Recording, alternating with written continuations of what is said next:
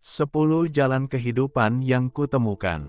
Pertama, jalan pedang, eksistensi dan ekselensi dalam relativitas.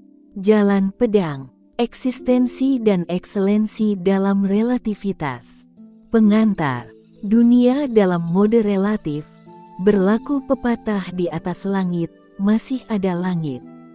Sadar atau tidak sadar, tahu atau tidak tahu, mau atau tidak mau, kita semua pernah terlibat dalam kehidupan yang relatif. Dalam dunia binatang, kita melihat berlakunya hukum ini, yang dikenal dengan sebutan hukum rimba, di mana yang relatif kuat yang menang. Yang relatif lemah dan kalah adalah buruan dan santapan bagi yang menang. Itulah hukum relatif antara pemburu dan buruan di dalam rimba. Dalam dunia manusia, misal dalam dunia bisnis, siapa yang relatif lebih pintar akan memenangkan persaingan. Adu pintar, adu lihai bahkan adu licik terjadi di dunia nyata, dunia yang dimainkan dalam mode relatif. Menang dan unggul lewat saing, tanding dan banding. Kemenangan dan keunggulan adalah kata kunci dalam dunia relatif ini.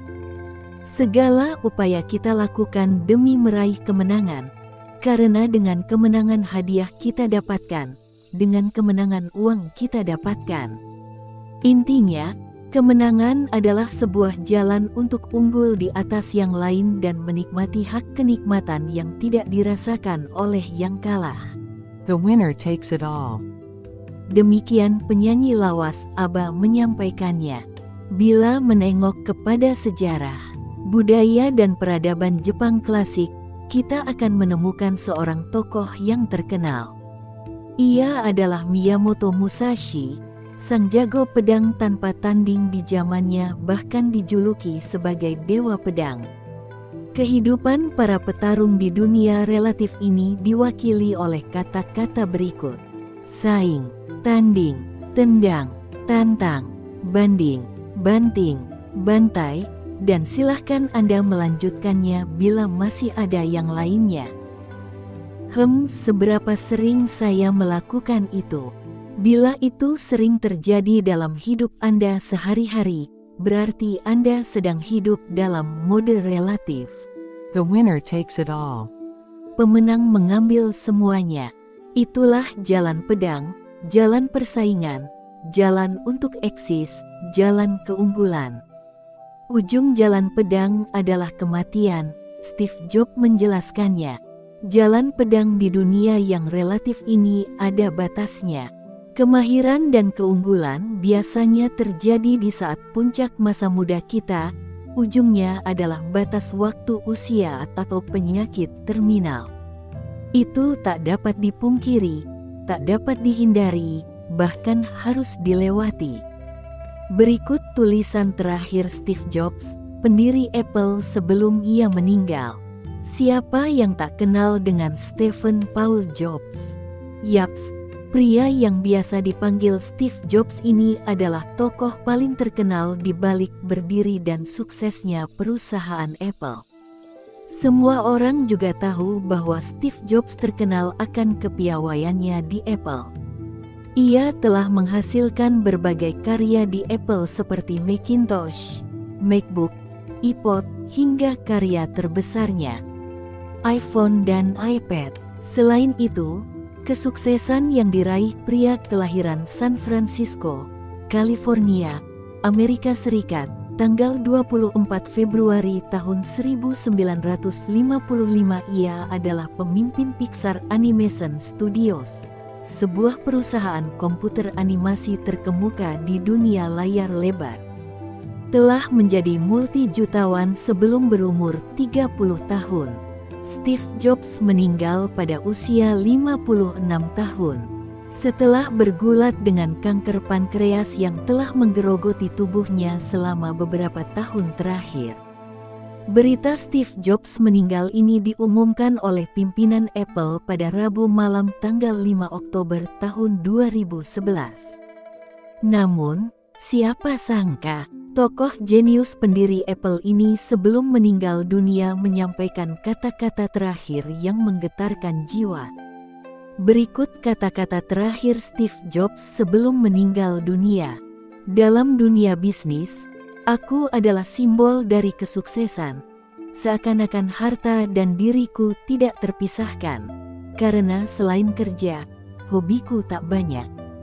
Saat ini aku terbaring di rumah sakit, merenungi jalan kehidupanku, kekayaan, nama, dan kedudukan, semuanya itu tidak ada artinya lagi.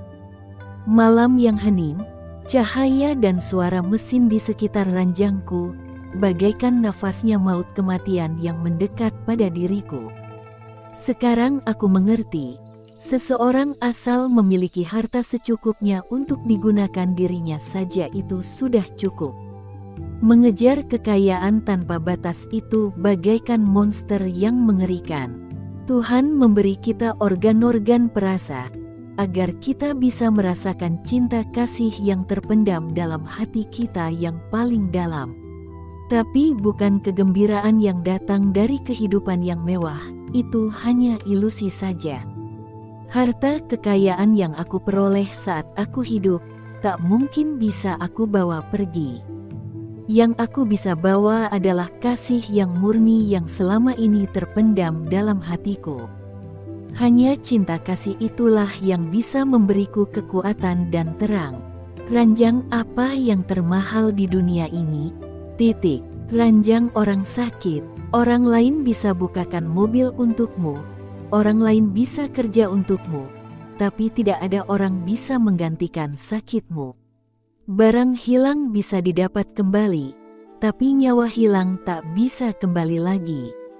Saat kamu masuk ke ruang operasi, kamu baru sadar bahwa kesehatan itu betapa berharganya. Kita berjalan di jalan kehidupan ini.